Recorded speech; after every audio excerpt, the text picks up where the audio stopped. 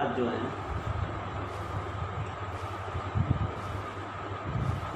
त्रेता युग में पद्म देश में पद्माक्ष नाम के राजा थे,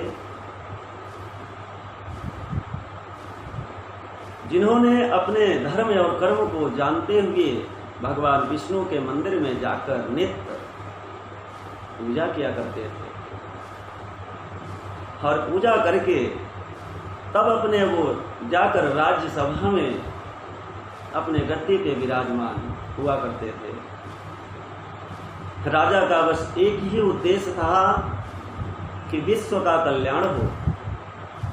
हे विष्णु, और उसी विश्व कल्याण के साथ मेरी अंदर आत्मा की ऐसी अभिलाषा है कि हे प्रभु, आपकी जो शक्ति लक्ष्मी जी आपके साथ में हैं, ये हमारी कन्या के रूप में कब आ जाएंगी, जिनका हम सेवा करते, छोटे से बड़ा करते और कन्यादान करके अपने गई हुई पीढ़ी और आने वाली पीढ़ियों को भी उद्धार करने का हकदार हो सकते और हमारा भी उद्धार होता, क्योंकि कन्यादान सभी दानों में उत्तम है।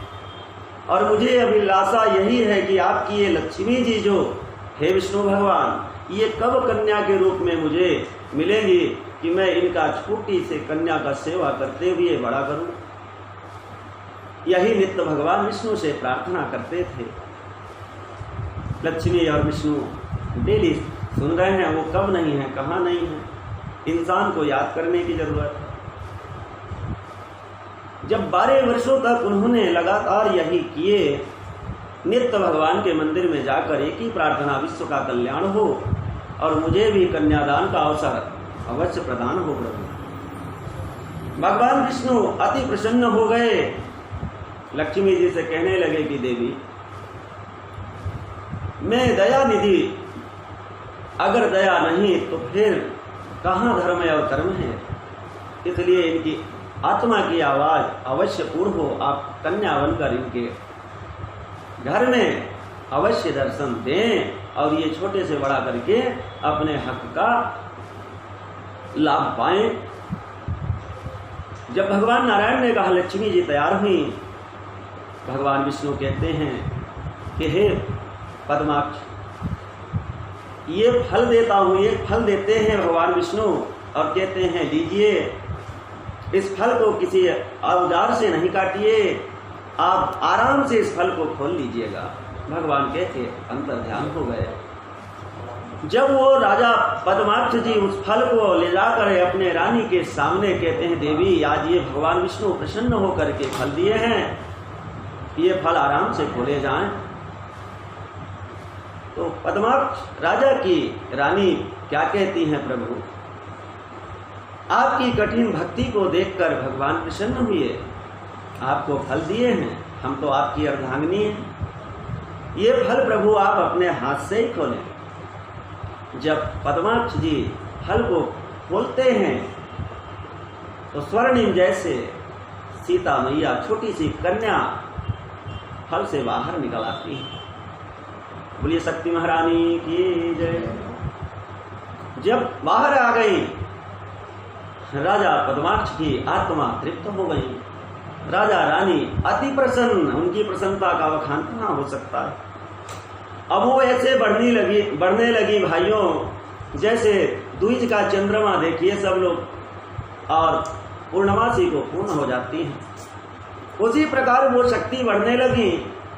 राजा देख करके विचार किए और राज्य में आवाज, पूरे राज्य में आवाज फैलाए कि मैं अपने कन्या की स्वयंवर तैयार करके आप सबको सूचित कर रहे हैं, आए और कन्या के योग्य जो हो कन्या से अवश्य वरण करें, हम कन्यादान का अवसर प्राप्त करें। देश विदेश के राजा आए बंधुओं, लेकिन एक प्रतिज्ञा उनका था कि कन्या हमारी स्वर्णिम रूप की सुंदरी, जो भी शादी अगर सांवला रूप बनाए, कोई भी पुरुष गोरा है वो सांवला रूप में हो जाए, प्रभु के रूप में हो जाए, राम के सामल देहिया सांबल रूप हो जाए, उसी से मैं अपने कन्या का शादी करूंगा, कन्यादान अवश्य करूंगा। जितने राजा महाराजा आए, उस समय रावण भी थे, रावण भी अपने विमान से वहां पहुंचे, पर उनके प्रतिज्ञा को कोई नहीं पूर्ण कर पा रहे हैं। सब अपने ही रंग में हैं, कोई रंग नहीं बदल पा रहे हैं, क्योंकि प्रभु का अवतार हुआ ही नहीं है, तो रंग कौन बदलने का, किसको सामर्थ्य है। सब आपस में विचार करते हैं कि राजा पद्माक्ष को मार दिया जाए और इनको मृत्यु के घाट उतार करके ये कन्या को जबरन लेके चल दिया जाए। बंधुओं, विचार करने की बात है। विनाश का जब समय आता है तो इंसान की बुद्धि मर जाती है, विनाश काले विपरीत बुद्धि। अब बताइए, वो एक हैं लक्ष्मी जी, अब उनसे कितने राजा ब्याह करना चाह रहे हैं जो कि पद्माक्ष जी को जान से मारना चाह रहे हैं। कितनी मूढ़मता, ये कितनी शर्म की बात है। उस दिन भी देख ऐसा ही कर दिए, पद्माक्ष जी को मार डाले, मृत्यु के घाट उतार दिए, और जब लक्ष्मी जी पर हाथ लगाना चाहे तो अग्नि कुंड में प्रवेश कर गई। इनको मृत्यु हत्या, मनुष्य हत्या लग गई, ये मनुष्य हत्या के पाप में फंस गए और लक्ष्मी जी अग्नि कुंड में प्रवेश कर गई। थोड़ी दिन बीतते, सब वहां से हार के वापस अपने अपने घर गए, अपने राज्य लौटे। थोड़े दिन बीते, रावण महाराज भी अपने राज्य में जाकर खूब चिंतित हो गए और रथ उठा करके फिर से एक दिन चलते हैं कि चलो उसी रास्ते में वह दृश्य देखा जाए, शायद वो कन्या बाहर निकली हो।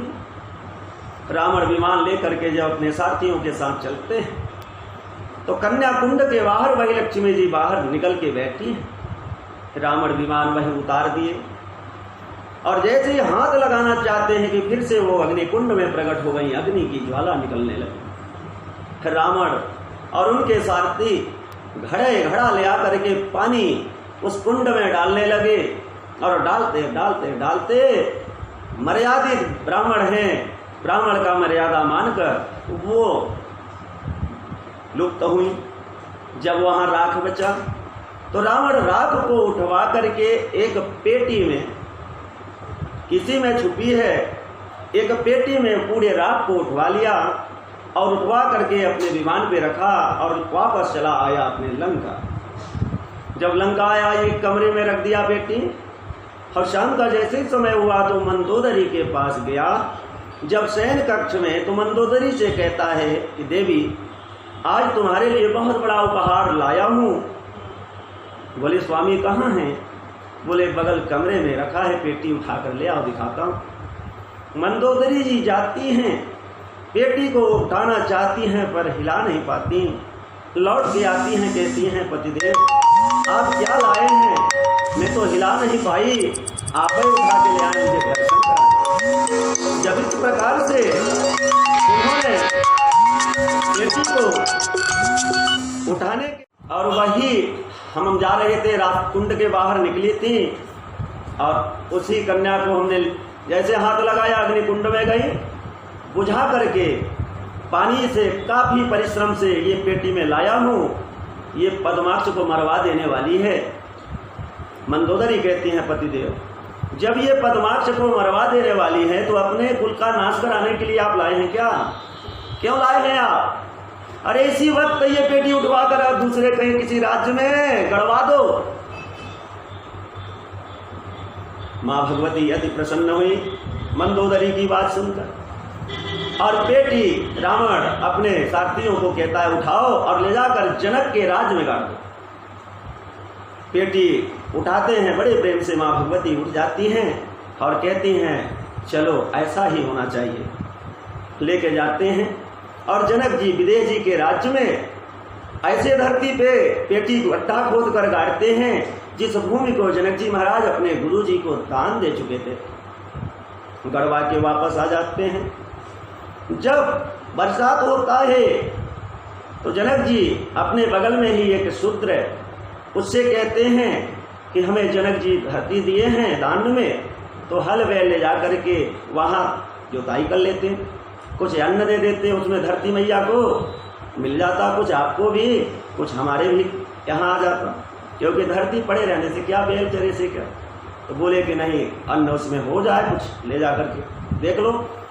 बगल का एक व्यक्ति गया, जैसे हल चलाना चाहा, 5वें फेरा में आगे के हल कसने में पेटी फंस गई। वो शूद्र पेटी जैसे ही फंस गए, हल बंद कर दिया, बैलों को छोड़ दिया और कंधे में पेटी उठा करके लिए ब्राह्मण देवता गुरु के पास अपने चले आए। बोले प्रभु आपने भेजा था अन्न के लिए कि बुआई हो जाए, पर ये धरोहर मिल गया, मैं लेके चला आया। बोले अरे रे, ये मेरी धरोहर नहीं है, क्योंकि राजा जनक दान करते वक्त कुशा लेकर अक्षत जल यही बोले हैं कि आपको धरती दान दे रहा हूं, ना कि धरती के अंदर का धरोहर। तो ये तुरंत लेके चलो, राजा जनक का है, ये राजा जनक के पास पहुंचा दिया जाए। गुरु जी लेकर उस शूद्र के साथ में जनक जी के पास पहुंचे हैं। जनक जी महाराज सम्मान से पहले ऊंचा आसन में अपने गुरु को बैठाकर कहते हैं प्रभु ये बोले, ये जनक तुम्हारे धरती से धरोहर जो हमें दान किए हो, तो धरोहर तो दान नहीं किए हो, अगर आप किए हो तो बता दो कि अंदर धरोहर भी कहाँ हूँ, संकल्प के समय की जो धरोहर होगा वो आपका है। तो धरोहर आपने नहीं दिया, मुझे धरती दिया है, ये धरोहर मिला है आपका है, आप देखिए खोल के इसमें क्या है। राजा जनक जी जैसे ही खोलते हैं पेटी, तो सुंदरे सुंदरी सीता, सुंदरे सुंदरो ज्ञान, सुंदरे सुंदरी कथा, सुंदरे किमना सुंदरम। सुंदरे सुंदरी सीता, सुंदरे सुंदरो ज्ञान। माता भगवती शक्ति सीता प्रकट हो गई। बोलिए सीता शक्ति मैया की जय।